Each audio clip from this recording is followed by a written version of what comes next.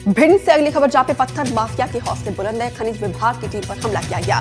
अवैध खनन रोकने के लिए टीम गई थी और टीम पर ट्रैक्टर चढ़ाने की कोशिश की गई। प्रशासन ने जब्त की थी ट्रैक्टर ट्रॉली और ट्रैक्टर ट्रॉली लेकर फरार हुए आरोपी। जिले के डांग गांव का पूरा मामला है, फिलहाल जांच जारी है। पत्थर माफिया के हौसले देखे किस कदर बुलंद है, तस्वीर उसी की तस्दीक करती है। खनिज विभाग की टीम पर हमला कर दिया। अवैध खनन रोकने के लिए टीम गई थी और टीम पर ही देखिए ट्रैक्टर चढ़ाने की कोशिश की गई है। प्रशासन ने जब्त किए ट्रैक्टर ट्रॉली और ट्रैक्टर ट्रॉली लेकर फरार हुए हैं आरोपी।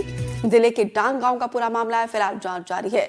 दिलीप लगातार हमारे साथ बने हुए हैं। दिलीप, ही तस्वीर उसी की तस्दीक करती है कि यहाँ पे देखिए पत्थर माफिया कितने ज्यादा उनके हौसले बुलंद है और क्या कार्रवाई इस पूरे मामले में अभी तक प्रशासन के द्वारा की गई है।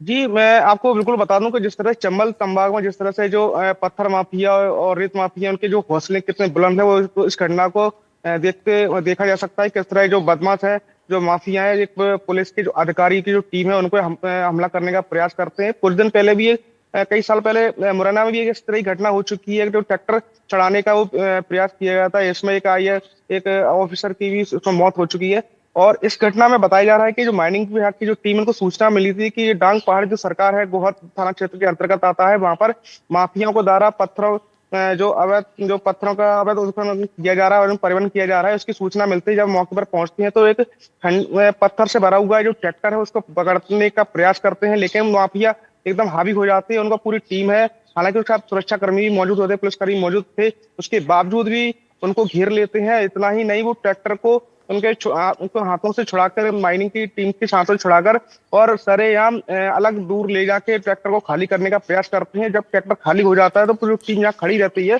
बिल्कुल दिलीप, सवाल ये है कि इन माफियाओं के हौसले आखिर इतने बुलंद कैसे हो रहे हैं? क्या किसी राजनीतिक पार्टी का इनको श्रेय है? क्योंकि देखिए ये हमले किसी और पर नहीं बल्कि प्रशासन के आला दर्जे के अधिकारियों पर कर रहे हैं।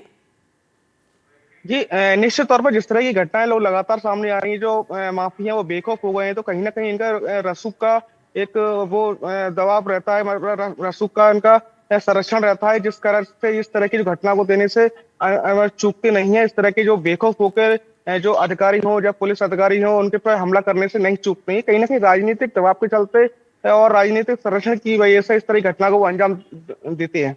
जी, बहुत बहुत शुक्रिया दिलीप, दोनों ही खबरों पर विस्तार से जानकारी देने के लिए। छतरपुर से खबर, जहां पे अवैध गुटखा फैक्ट्री में छापेमार कार्रवाई की गई है। भारी मात्रा में रॉ मटेरियल जब्त किया गया। पुलिस ने फैक्ट्री के गोदाम को सील कर दिया है। ट्रांसपोर्ट नगर में हो रहा था फैक्ट्री का संचालन। पुलिस मामले की तफ्तीश में जुटी है। ये बड़ी जानकारी छतरपुर से, जहां पे अवैध गुटखा फैक्ट्री में छापेमार कार्रवाई की गई और यहां से भारी मात्रा में रॉ मटेरियल जब्त किया गया है। और यहां तक कि पुलिस ने फैक्ट्री के गोदाम को भी सील किया है। ट्रांसपोर्ट नगर में हो रहा था फैक्ट्री का संचालन और फिलहाल पुलिस मामले की तफ्तीश में जुटी है।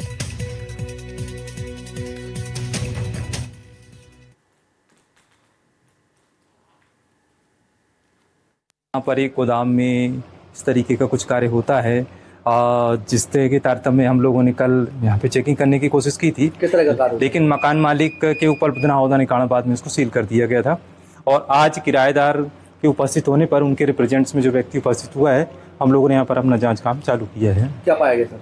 यहाँ पर पान मसाला बनाने की जो रॉ मटेरियल्स हैं, कत्था है, इलायची पाउडर है और चूना है, और उससे बने हुए मटेरियल ये 3 आइटम्स ही मिले हैं हम लोग को यहाँ पर। तो हम लोग उसी की जांच कर रहे हैं, सारे सैंपल्स कलेक्ट करके टेस्टिंग के लिए भेज रहे हैं और अगर किसी तरह की कोई अनियमितता प्राप्त होती है तो संबंधित के खिलाफ वैधानिक कार्रवाई की जाएगी। आज जो है वैष्णवी इंटरप्राइज करके जो एक है, उनके पास पान मसाला का लाइसेंस के संबंध में उनके गोदाम पर छापामारी कार्रवाई की गई है। उसमें उनकी जांच की जा रही है, उनके लाइसेंस वगैरह की जांच की जा रही है और जो भी उनकी कार्रवाई होगी